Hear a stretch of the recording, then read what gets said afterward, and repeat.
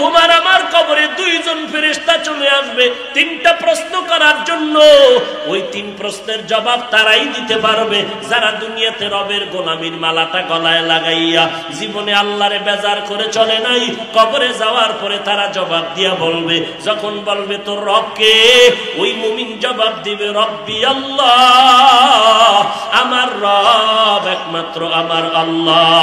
কারণ মায়ের গর্ভে ছিল আমার আল্লাহর কেউ নাই।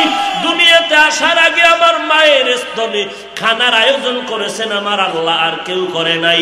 আমার জবান দিয়া কথা বলার শক্তি দান করেছেন আল্লাহ, আর কেউ করে নাই। আমার হাঁটার শক্তি ছিল না, হাঁটার শক্তি দান করেছেন আমার আল্লাহ। আমি কথা বলতে জানতাম না, কথা বলার শক্তি দান করেছেন কে? আল্লাহ আমার কথা বলার শক্তি দান করেছে। আমি দুনিয়াতে আসার পরে কান্না ছাড়া কোনো ভাষা আমার জবানে ছিল না। আমি আম্মা কয়া ডাকতে পারি নাই, আমার পেটে ক্ষুধা লাগছে বলতে পারি নাই শিশুবেলা মা আমার খানা দাও। আমার একটাই বুঝি কান্নার আওয়াজ। এই কান্নার আওয়াজ দিয়ে আমার আম্মা জান বুঝতে পেরেছে কখন আমি কান্না দিয়া কি চেয়েছি। আমার মা কান্না শুনিয়ে দ্রুত খানার আয়োজন করেছেন, বাথরুমের ব্যবস্থা করেছেন। আল্লাহ কয় ওরে গোলাম, তোর মা তোর কান্না দিয়া যদি শব্দ দিয়া পূরণ করে দিতে পারে, ওরে আমি আল্লাহর মায়াটা কি তোর মায়ের থেকে কম? আমি আল্লাহর মায়া তো 99 গুণ বেশি। ওরে বান্দা, মাকে যখন বাচ্চা মা মা বলিয়া ডাক দেয়, মায়ের কলিজা সিরিয়া যায়, কাজ ফালাইয়া সন্তানের কোলে জড়ায় নেয়। এরে বান্দা, আমি আল্লাহ তোরে মায়ের গর্ভে এত সুন্দর করে বানাইছি। আমি আল্লাহ তোরে দুনিয়াতে আসার পরে কত মায়ার খানা তৈরি করেছি। এরে বান্দা, আমি আল্লাহ তোরে কথা বলার শক্তি দান করলাম। আমি আল্লাহ যখন তুই তোর মাকে মা বলে ডাক দাও, তুই যখন আব্বাকে আব্বা বলে ডাক দাও, আমি আল্লাহ তোর কুদরতের নজর দিয়ে তোর জিহ্বাটা দিয়ে তাকায় থাকি রে গোলাম। তুই কখন জিহ্বা নাড়া একবার আমি আল্লাহকে আল্লাহ বলে ডাক দিবি। মায়ের থেকে যদি কান্না দিয়ে সব আদায় করতে পারো, আমি আল্লাহর দরবারে যদি এক ফোঁটা চোখের পানি ছেড়ে দাও, আমি আল্লাহর থেকে বান্দা তোর দাবি কেন আদায় হবে না? আমি আল্লাহ কান্নাটারে বড় ভালোবাসি, এই জন্য আমি বারবার আমি কান্নাকে পছন্দ করি। নবীরাও কান্না করেছেন। আমি আল্লাহ কোরআনেও বলেছি, ফালিয়াযহাকু কালিলান ওয়া লিয়াবকু কাসীরা, বেশি বেশি কান্না করো, কম কম হাসরে বান্দা। মদিনার নবী বলেন, এক ফোঁটা চোখের পানি যদি ছেড়ে দাও, জাহান্নামের আগুন হারাম হয়ে যাবে। আল্লাহর দরবারে চোখের পানি ছেড়ে কাঁদো, চোখের পানির এত দাম। এর যুবক আল্লাহর গোলাম, ডানে বামে তাকাইয়া দেখ, দলাদলি সারিয়া একটু চিন্তা কর। তোমার আমার মতো কত যুবক স্কুল কলেজে পড়ে, নামাজ বাদ দেয় না। নিজের একটু প্রশ্ন করো, বাবা তুমি পারো না কেন? তোমার মতো যুবক র্যাব আর্মি পুলিশের চাকরি করে, নামাজ বাদ দেয় না, তুমি কেন পারো না? জবাব ঠিক করো। তোমার আমার মতো যুবক সন্তান ব্যবসা করে, চাকরি করে, নামাজ বাদ দেয় না, তুমি কেন পারবা না রে বাবা? আল্লাহর কাছে তওবা করে নাও। অন্তর ধোলাই করবি, না হয় কোরআনের জ্ঞান থাকবে না। এই জন্য নবীকে আল্লাহ বলেন, কোরআনের জ্ঞান দেওয়ার আগে অন্তরটারে ধোলাই করো। কারণ অন্তরের মধ্যে গুনার পর্দা থাকলে কোরআন ধরে রাখতে পারবে না। নাম্বার 2, অন্তরে যদি গুনার ভেজাল থাকে, আর এই ভেজালওয়ালা অন্তর নিয়ে যদি কোরআনের ব্যাখ্যা শিখতে যায়, তাহলে তার ব্যাখ্যা হবে সমাজের মধ্যে প্যাঁচ লাগানোর ব্যাখ্যা। ঠিক কিনা বলো? এটা হলো বড় কথা। অন্তরের গুনাহ ময়লা পরিষ্কার করো, না হয় তোমার অন্তরে ভেজাল নিয়ে কোরআন শিখতে গেলে শিখবাও বাঁকা, ব্যাখ্যা করবাও অপব্যাখ্যা করবা, সঠিক ব্যাখ্যা তোমার দ্বারা হবে না। অপব্যাখ্যা করনেওয়ালারা আছে না নাই? আর জোরে বলেন। এইবার আর একটা পয়েন্ট, অন্তর ধোলাই করবে কে? এতক্ষণ বয়ান শুনলে বলেন, অন্তর উম্মতের অন্তর ধোলাই করবে কে? নবী। নবীর দায়িত্ব না? 1 নম্বরে নবীর দায়িত্ব কোরআনের তেলাওয়াত, 2 নম্বরে উম্মতের অন্তর। এখান থেকে চিরন্তন শিক্ষা দিবি চান্দিনার মুসলমান। আর বুকের পাতা শক্ত থাকলে বয়ানের পরে বলবি, চ্যালেঞ্জ করে বলছি, অন্তর ধোলাই করার নাম আত্মা শুদ্ধ করা। নবীর দায়িত্ব উম্মতের অন্তর থেকে গুনাহ দূর করে দেওয়া, ধোলাই করা।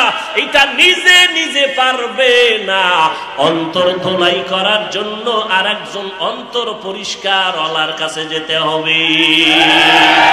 সোহবতে সালেহ তোরা সালেহ কুনাত, সোহবতে তালে তোরা তালে কুনাত। মাইলে মোমেন সোয়ে মোমেন মিশাওয়াত, মাইলে কাফের সোয়ে কাফের মিশাওয়াত।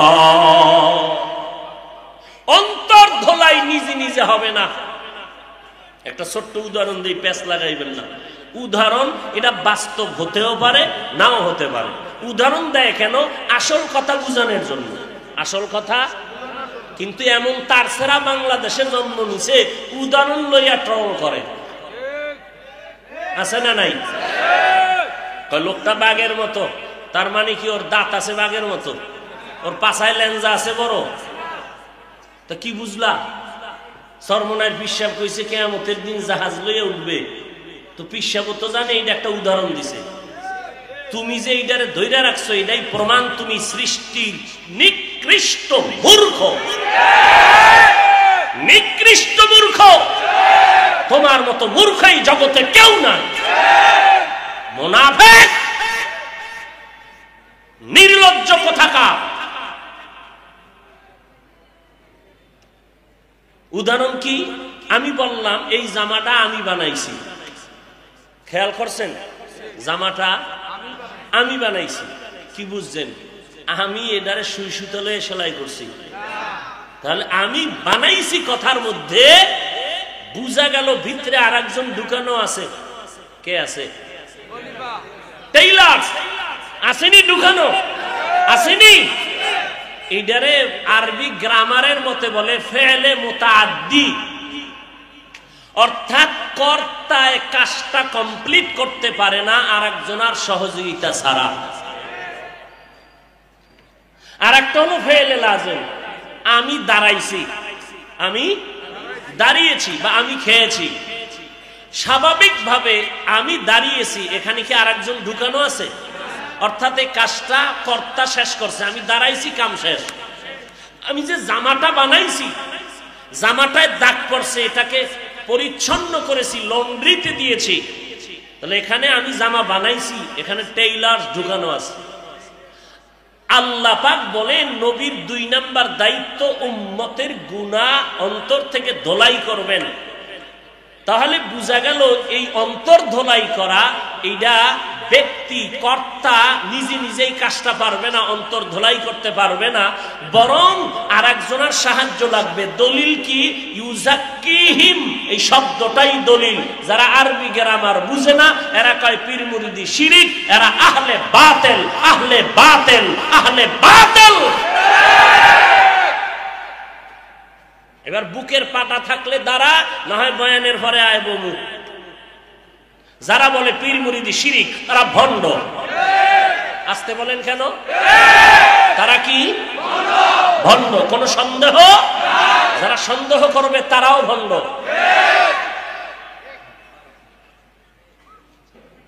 ইউজাক্কিহিম, এই শব্দটাই দলিল। অন্তর ধোলাই করতে হলে নিজে নিজে হবে না, অন্যের সহযোগিতা লাগবে। তো উম্মতের অন্তর ধোলাই করছে রসুল, রসুলের পরে দায়িত্ব পালন কারা করবে? Doctor, doctor, engineer. নবী বলেন ওয়ারাসাতুল আম্বিয়া, আহলে হক উলামায়ে কেরাম। অতএব কিয়ামত পর্যন্ত উম্মতের অন্তর ধোলাইয়ের দায়িত্ব আহলে হক উলামায়ে কেরাম, আউলিয়ায়ে কেরাম। এদের কাছে না গেলে অন্তর ধোলাই হবে না, হবে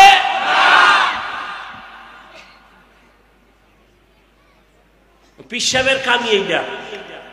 আমরা চরমনাই, আমরা তাবলিগে যাই কেন? আমরা তাদের গোলামি করি না, আমরা গোলামি করি আল্লাহর, আদর্শ মানি রসুলের। কিন্তু রসুলের আদর্শ চিনি না, জানি না। তারা জানেন, তারা জেনে শুনে সাধনা করে আল্লাহর মোহাব্বত নিয়ে উম্মতের বুঝায়, আমরা তাদের থেকে জেনে জেনে আমল করি। সমস্যা কি? সমস্যা তাদের মধ্যে না, তোমার অন্তরের মধ্যে। যে অন্তর ধোলাই করো নাই, অন্তর কি হয় নাই? ধোলাই হয় না। ধোলাই তো নিজে নিজে পারবা না, কোনোদিনও না। এবার তুমি যুক্তি দিবা না, হাফিজ সাহেব টেইলার যদি কয় জামা আমি বানাইছি, আমি না কইছি আমি বানাইছি, মানে টেইলারে বানাই দিছি। টেইলার নিজেই যদি কয় আমি বানাইছি, এটা আরবি গ্রামারের আর এক কায়দা আছে, খেলাফে কেয়াস। মিজান কিতাবে আছে মগার বা আরেজ। এটা তোমার চান্দিতে ঢুকবে না, তোমার চান্দি গরম হয়ে আছে ইন্টারনেটে ঢুকবে না। সূরা ফাতিহার মধ্যে পীর মুরিদির সবক আছে। এক যুবক ছেলে একদিন কই হুজুর, আমি তুই পড়ো কি? ট্রেনে পড়ি। আদার বেহারি জাহাজের খবর নিলে কি বুঝবি? রিক্সাওয়ালায় যদি ট্রাকের সাথে বিশ্ব রোডে পাল্লা দেয় কি হইব বুঝেন তো? রিক্সাওয়ালা ট্রাকের সাথে পাল্লা দিছে, সাহস পাইলো কয় কয় ভিতরে মেশিন লাগাইছে। বুঝেন নাই? লাগাইয়া এখন বিশ্ব রোডের মাঝখান দিয়ে চলতেছে, ট্রাকওয়ালা আওয়াজ দিতেছে, সাইড দেয় না। তোমার মেশিন আছে, আমারও আছে। তো ট্রাকের ড্রাইভার আর কত সহ্য করবে? এক থাপ্পড় দিয়া রাস্তার ঢালে ফেলায় দৌড়। রিক্সা একদিক করে ভর্তা হয়েছে, রিক্সাওয়ালা আর এক জায়গায় পরে চামড়া শেষ। কান্দার আওয়াজ। একজনে কয় কি বলে চামড়া নাই, কয় মিল্লাত ভাম লাগা, কয় ভামে কাম হয় না। ডাক্তার কোন রকম ঔষধ দিয়ে সুস্থ করলো, রিক্সা ড্রাইভার আবারও কাঁদে। বলে আবার কাঁদিস কেন? কয় যেই ট্রাকে ধাক্কা দিয়ে ফেলে দিল সেই ট্রাকে আবার পেছনে লেখা দেখলাম আবার দেখা হবে, এই জন্য কাঁদতেছি। রিক্সা ড্রাইভার ট্রাকের সাথে পাল্লা দিও না। আরবি বুখারী পড়তে পারো না, কোরআনের আরবি বুঝো না, তুমি বুখারী বইলা চিল্লাইলে কি হইব? কি হইব বলো তো? বাংলা হাদিস নিয়ে দৌড়াও, বুখারীর আরবি বুঝো না। আরবি হাদিসে মুতাওয়াতির, হাদিসে মশহুর, হাদিসে হাসান, হাদিস হাসানলি জাতিহি, হাসানলি গায়রিহি, এগুলো বুঝো না। তুমি কাও জয়ীফ হাদিস মানি না। রসুলের হাদিস জয়ীফ হইল, এই জয়ীফ আর সহি এটি রসুলের যুগের কথা না, এটি পরবর্তী মুহাদ্দিসিনে কেরামদের পরিভাষা। বর্ণনাকারীদের যোগ্যতার ব্যবধানে হাদিসের মান ব্যবধান হয়ে গেছে। এটা রসুলের কথায় কোনো ব্যবধান নাই। রসুলের ছোট্ট কথাও উম্মতের কাছে আকাশ পরিমাণ বড়। চালাকি ছাড়ো, আল্লাহর গোলাম হওয়ার চেষ্টা করো। আমরা আল্লাহর গোলাম, আমরা কারো অন্ধভক্ত না। দেখো না তাবলিগে লাগছে, আমরা হক আল্লাহর গোলামি করি, এই জন্য লাগছে। ওই মুনাফিকেরা কি বলছে? তাবলিগে লাগছে। আমি বলছি অসম্ভব, হক বাতিলে লাগছে, তাবলিগে লাগে নাই। আব্বাও যদি উল্টা পাল্টা করে, হকপন্থী আমরা বাবাকেও ছাড় দিতে প্রস্তুত নাই। পীর সাহেবের তো আরো পরের কথা। অতএব আমরা অন্ধ গোলাম না, আমরা সচেতন গোলাম, আল্লাহর গোলামি করি।